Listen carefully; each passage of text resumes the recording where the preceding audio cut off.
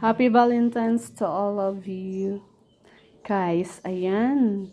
Yan ang ating preparing the lunch. No? Thank you, Des. Bigay ng kaibigan ko ang corn. Yan.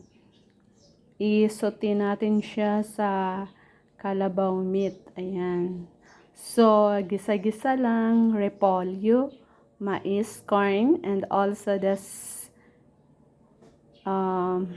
opo. And this the corn, and this the squash. Yan. Thank you for watching this my short vid.